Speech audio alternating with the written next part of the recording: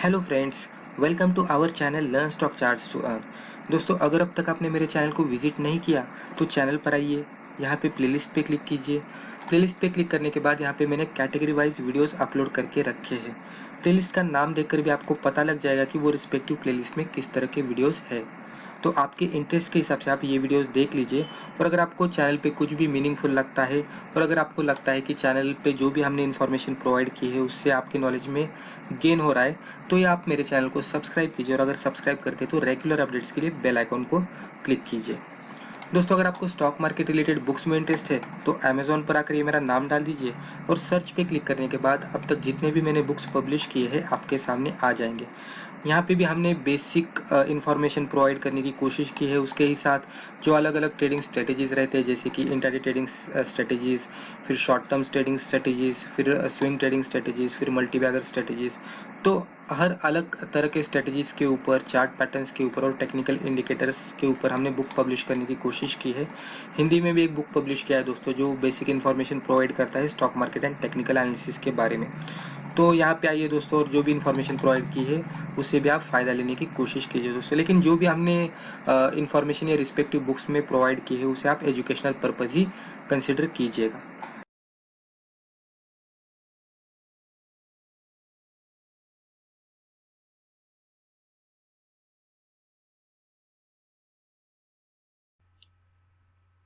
तो चलिए दोस्तों, आज का टॉपिक शुरू करते हैं।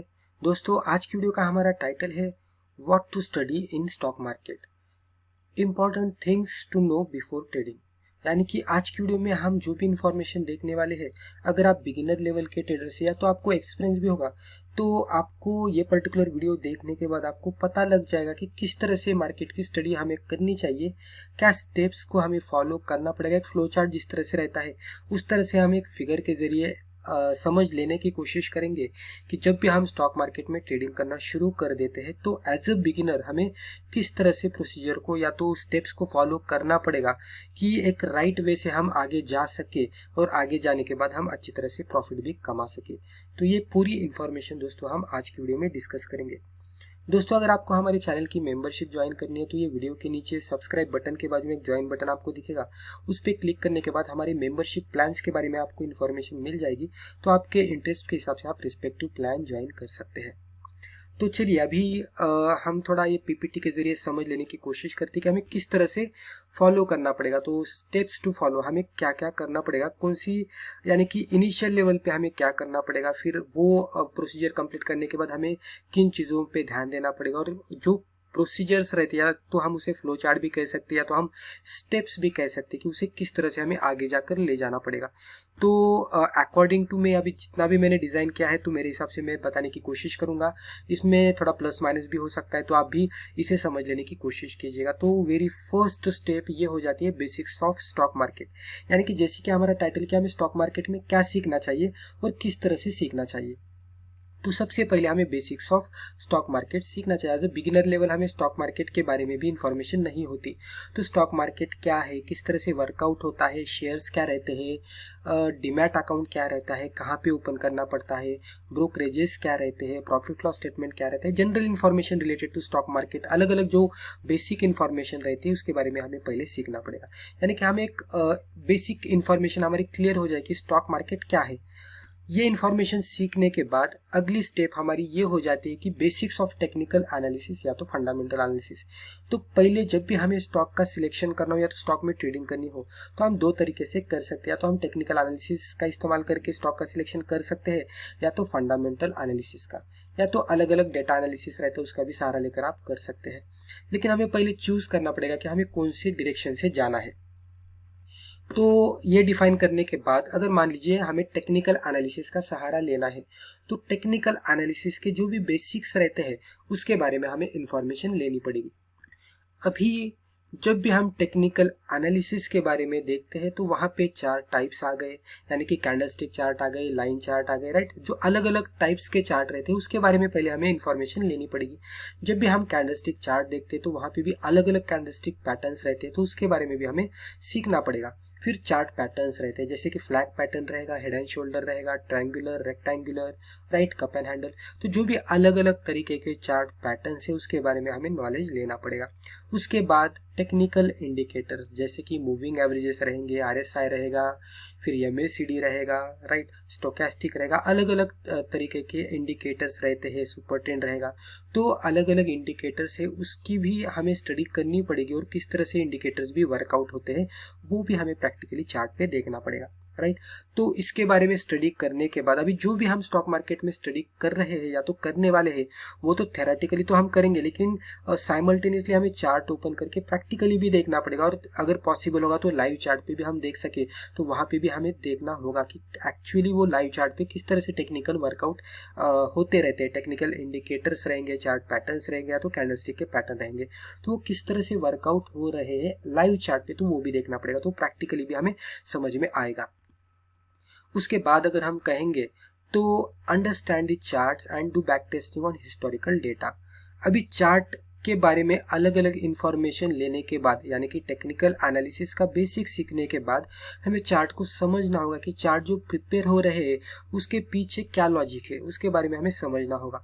और फिर उसके बाद हमें लॉट्स ऑफ बैक टेस्टिंग करनी पड़ेगी जो भी हिस्टोरिकल चार्ट है हमारे सामने उसके ऊपर, यानी कि जो भी हिस्टोरिकल चार्ट हमारे सामने आते हैं जितना भी पॉसिबल हो सके हमें लॉट्स ऑफ बैक टेस्टिंग करनी पड़ेगी हिस्टोरिकल चार्ट पे, और समझना होगा कि जो भी हम चार्ट पैटर्न सीखे थे वो हिस्टोरिकली किस तरह से वर्कआउट हुए थे, जो भी टेक्निकल इंडिकेटर्स के बारे में हमने स्टडी की है उसका अगर हिस्टोरिकल डेटा हम देखेंगे तो वो किस तरह से बिहेव कर रहे हैं, किस तरह से वर्कआउट हो रहे हैं, तो वो हमें थोड़ा हिस्टोरिकल देखना पड़ेगा by using back testing. Back testing करने के बाद नेक्स्ट स्टेप हमारी ये हो जाती है क्रिएटिंग ट्रेडिंग स्ट्रेटेजी। अभी जब भी हम कुछ चार्ट पैटर्न के साथ स्टडी कर लेते हैं, टेक्निकल इंडिकेटर्स को मिला लेते हैं, सपोर्ट रेजिस्टेंस को देखते हैं, ट्रेंड लाइंस को देखते हैं, अलग अलग चीज़ों का नॉलेज लेने के बाद जब भी हम बैक टेस्टिंग करते हैं वो इंडिकेटर्स पैटर्न्स को देखकर, तो वहाँ पे हमें समझ में आता है कि किस तरह से पैटर्न्स वर्कआउट हो रहे हैं, सपोर्ट रेजिस्टेंस किस तरह से वर्कआउट हो रहे हैं, टेक्निकल इंडिकेटर्स किस तरह से वर्कआउट हो रहे हैं, वॉल्यूम रहेगा, RSI रहेगा, अलग अलग इंडिकेटर्स किस तरह से वर्कआउट हो रहे हैं, ये हिस्टोरिकल चार्ट देखकर बैक टेस्टिंग करके हमें पता लग जाएगा। तो उसके हिसाब से हमें समझ में आएगा कि इस तरह से अगर चार्ट सेटअप बनता है तो वो सक्सेसफुल होता है। तो जो भी हमें चार्ट सेटअप नज़र आ रहा है कि जो बनने के बाद चार्ट पे उसमें सक्सेस हमें ज़्यादा से ज़्यादा मिल रहा है, उसको कंसिडर करते हुए हम हमारी ट्रेडिंग स्ट्रेटेजी डेवलप करेंगे जिसे हम क्रिएटिंग ट्रेडिंग स्ट्रेटेजी कह सकते हैं। तो ट्रेडिंग स्ट्रेटेजी हम हमारी क्रिएट करेंगे। अभी ट्रेडिंग स्ट्रेटेजी जब भी हम क्रिएट करते हैं तो वहाँ पे may be combination of chart patterns, candlestick patterns, technical indicators रहेगा। उसके बाद उसको और भी हम थोड़ा डिटेलिंग करेंगे तो एंट्री के रूल्स रहेंगे, स्टॉप लॉस के रूल्स रहेंगे, टारगेट के रूल्स रहेंगे, राइट, टारगेट कैलकुलेशंस के कुछ रूल्स रहेंगे। तो ये पूरा मिला के हम हमारी ट्रेडिंग स्ट्रेटेजी डेवलप करेंगे। ट्रेडिंग स्ट्रेटेजी डेवलप करने के बाद अगला पॉइंट यहाँ पे हो जाता है study money management and check how to apply it with trading strategy. यानी कि ट्रेडिंग स्ट्रेटेजी डेवलप की तो हमारा पूरा काम यहाँ पे नहीं हो जाएगा, क्योंकि हमने लास्ट वीडियो में भी देखा है कि हमें कितना इंपॉर्टेंस कौन सी चीज़ों को देना है। तो ट्रेडिंग स्ट्रेटेजी डेवलप करने के बाद हमें मनी मैनेजमेंट के बारे में सीखना शुरू करना है कि मनी मैनेजमेंट क्या होता है। उसमें हम क्वांटिटी किस तरह से डिफाइन करते हैं, यानी कि क्वांटिटी मैनेजमेंट क्या हो जाता है, रिस्क मैनेजमेंट क्या है, रिस्क रिवॉर्ड क्या है, पोजीशन साइजिंग क्या है, राइट।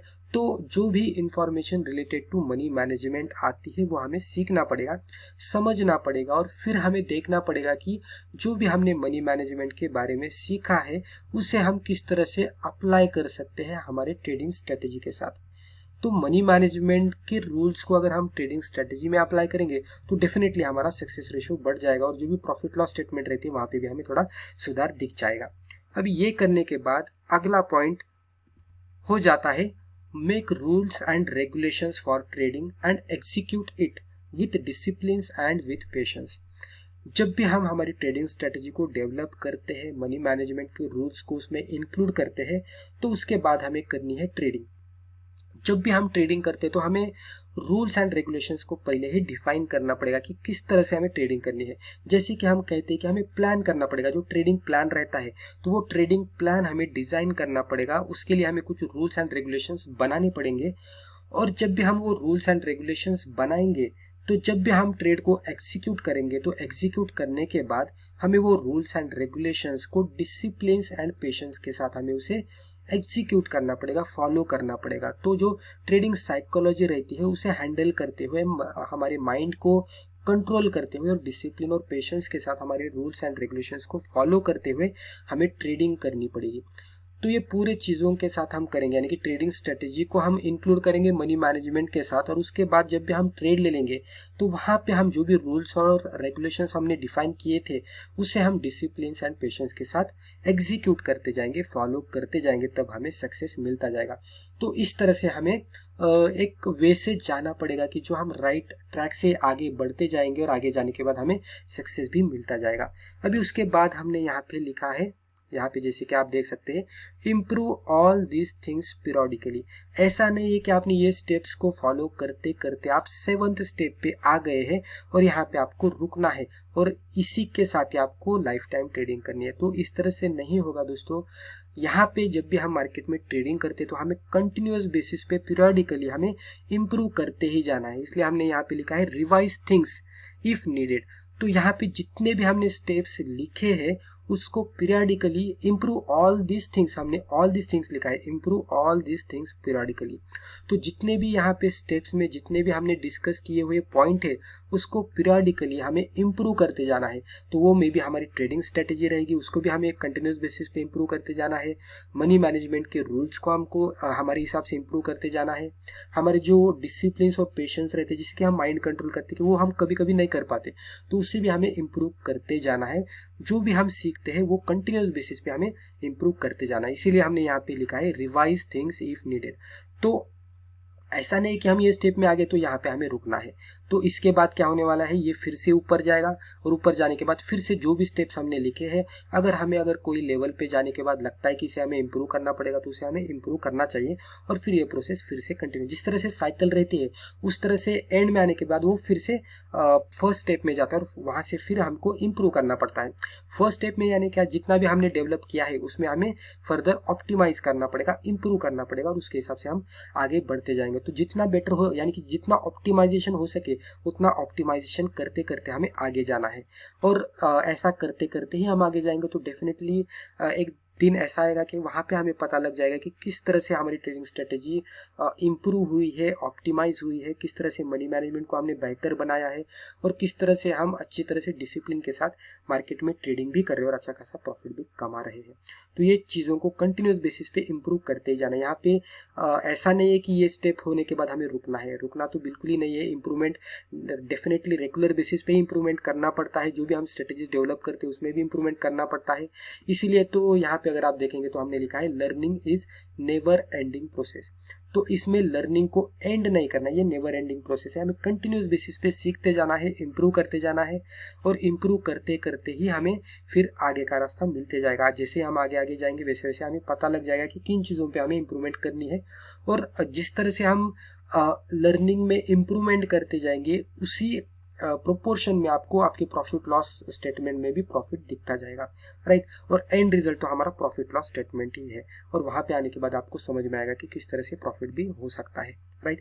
तो दोस्तों ये जो भी मैंने बनाया है मेरे हिसाब से, मेरे नॉलेज के हिसाब से मैं आपके साथ शेयर करने की कोशिश कर रहा हूँ। जैसे कि मैंने कहा कि इसमें कम ज़्यादा हो सकता है, लेकिन मेरे हिसाब से मैं आपको बताने की कोशिश कर रहा हूँ। तो दोस्तों मुझे लगता है रिस्पेक्टिव वीडियो में हमने जो भी डिस्कस किया इससे आपको ज़रूर फायदा हुआ होगा।